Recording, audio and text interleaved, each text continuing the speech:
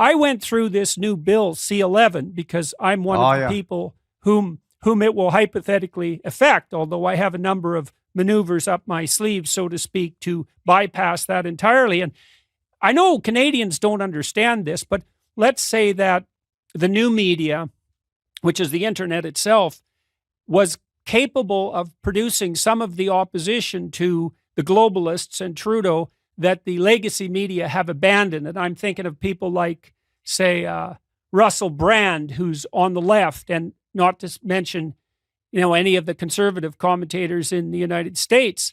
But now what the Bill C-11 has done is basically, and this is unbelievable, I can't believe I read it correctly, they basically defined all internet content of any sort as subject to the same CRTC, Canadian Radio and Television, corporation? I don't remember the last word of that acronym. It doesn't really matter. No, it doesn't matter. They've defined them as broadcasters that are equivalent, let's say, to CBC or CTV. Now, the reason that those broadcasters are different was because the government had to parse up the airwaves, because the airwaves were actually a scarce resource.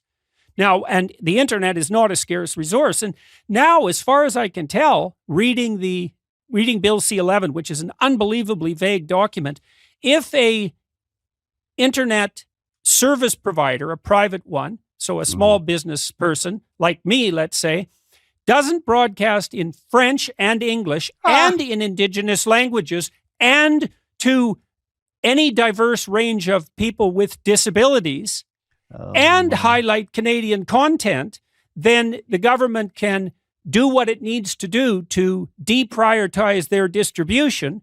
And they'll do that by putting pressure on the search engine providers like YouTube and Google, or just stopping them altogether. And I read this bill, and all of it, again, Rex, too, the bill is couched in all this diversity, inclusivity, and equity terminology, which it's the same solution to every problem, right? And so not only do we have this massive press collusion with the government that's absolutely unconscionable in a Western democracy, but we also have now the government clamping down more viciously than in any other developed country on the freedom for Canadians to get access to all of the information on the internet, not just that produced by Canadians.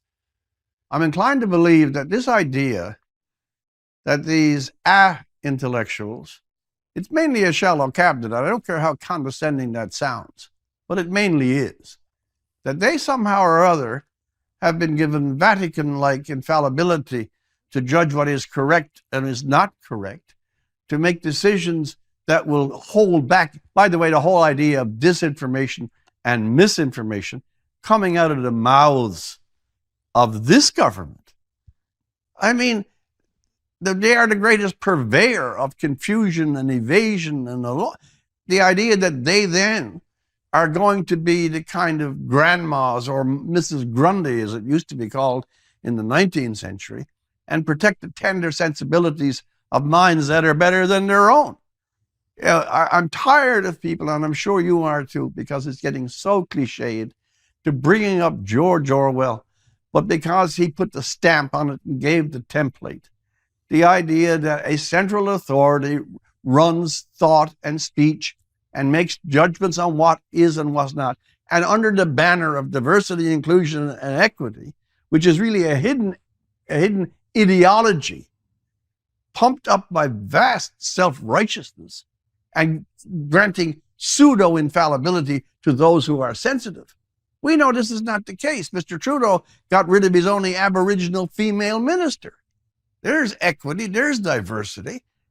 They confuse, this is a big point too, they confuse either at Davos, which you referenced, or at any other high meeting, with saying that you are virtuous is the same thing as being it. And there's there's a blatant arrogance attached to any government that thinks that in the modern communication system, that it should have any business outside of the exact things that are defined by law as incitement and real rabid hate. They will call hate something they simply don't like. It's not an easy emotion to define. C-11 as Michael Geist, and I know you follow him. Michael Geist is the professor of communication who most articulately and most deeply is warning over and over to give this bunch that can't issue a passport, that have a pay system for their own civil servants that's 3 or 4 years misfunctioning, that can't let passengers walk out of Pearson Airport within less than 24 hours, should suddenly have the government of the thoughts and reactions and speeches and positions and films and talks like this, like yours. It's absurd, but it's more than that. This is truly frightening. I mean, what is this gulping for more power than you need? Well, it's the imposition of an ideology. And to go back to your China point, here's the reason that he may really admire China, because China, it happens to be communism in that case. China is fired only, as was Russia, by an ideology, by a set of narrow ideas from which no deviation, no criticism, under penalty of exile or death is allowed. Not as hard over here, but DIE is an ideology, and ideology makes those claims and fills those who hold it with a completely unacceptable level of moral certitude, not certainty. Bill C-11 is a disaster. And one more quick point. It is shameful. It is shameful to the essence that the main Canadian press are not as one voice and one intense voice saying, we're not having this. We are simply not having this. You are not going to rule on what is information and not information.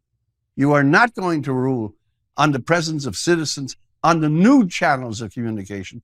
And seeing you've already fouled the official or legacy means to some serious degree, we're certainly not going to allow you to put a pillow over the mouth of the only possible new exchanges that we have. It's a terrible idea.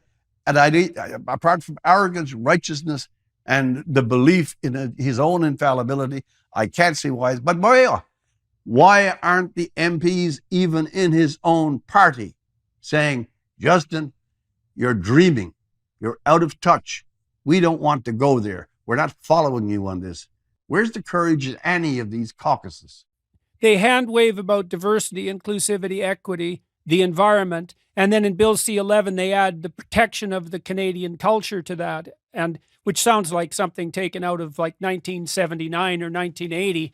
It's such an outdated idea. And one of the other terrifying things about Bill C-11 is that we won't, in Canada, if this is actually enforced with the collusion, let's say, of Google and YouTube and so forth, and the forced collusion in some sense, because those companies are not going to break the law, Canadians won't even know what information is being hidden from them, because the laws will take the form of invisible algorithms that merely deprioritize at the listing of content that doesn't meet the impossible criteria that have been laid down. And Bill C-11 is basically written in a way that allows the government to interfere with the promulgation of any information that they deem unacceptable for any reason, because there are so many restrictions on what you're allowed to do now that there's no possible way that any member of the alternative media can meet the criteria. It's just not possible. And it won't just be YouTube broadcasters and podcasters. It's going to be people who provide all sorts of services online, because the bill is written in such a vast manner that the provision of any services on the internet, and we're talking about the internet here, right, which is something people really depend on, that'll all fall under the invisible auspices of a tiny coterie of ideologically addled bureaucrats and algorithms.